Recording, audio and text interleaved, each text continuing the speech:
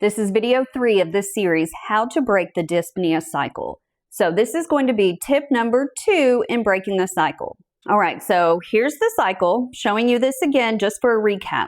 Now, to break the cycle, you really have to intersect this circle from different angles. There are different things that you need to do to where you layer it all together, and then you're going to find the relief at the end. So you need to keep that in mind, because a lot of these videos are going to they're going to sound really simple to you. But the fact of the matter is, it is simple to listen to someone say this stuff, but it's a lot harder to do it and do it consistently. But consistently is how you're going to get better.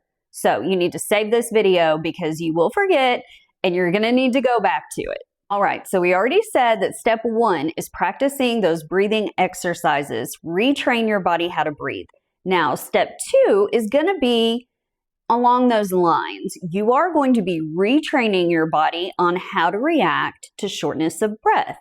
So sometimes you can't do this part until you've gotten the other part down, okay? So you can try it. If it works, great. If not, just give it time. But what you're going to do from now on, when you start to get short of breath, because I know you can feel it coming just a little bit before it comes all the way.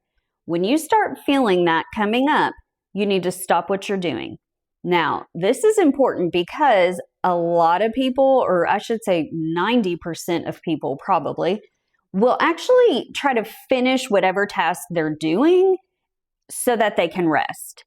Now, you need to change that way of thinking, because pushing yourself to get through something when you're short of breath is doing yourself more harm than good. And it's because if your oxygen is low and you're trying to rush through stuff, it's just bad for your body. Your brain's not getting the oxygen that it needs, and your muscles aren't getting the oxygen that they need. So you're not doing yourself any favors. So you're going to handle yourself differently. Now, one of the things you're going to need to do also is give yourself more time to get things done. No matter what it is, just give yourself time to get it done. If you don't get it done, give yourself grace. Nothing is more important than you being able to breathe, okay? So you start to feel short of breath. You're going to stop what you're doing. Now, you might not be at home. If you're at home, stop what you're doing and sit down.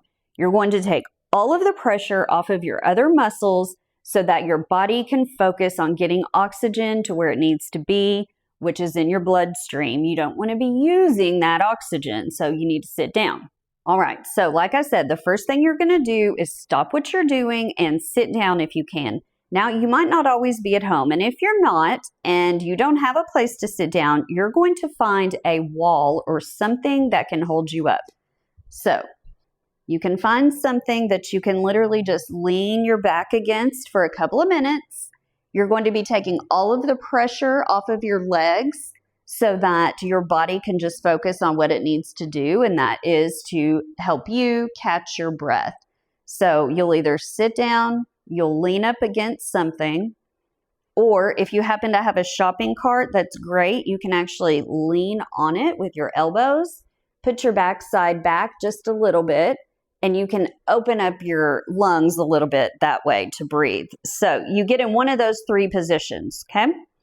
Then once you are there, you are going to start the breathing exercises that were from the last video. So you're going to focus on your breathing. You're going to inhale through your nose, pushing your stomach out.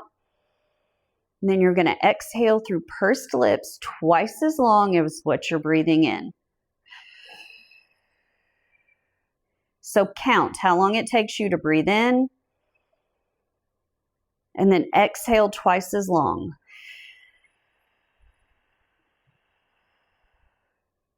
And you are going to continue doing that until you feel better.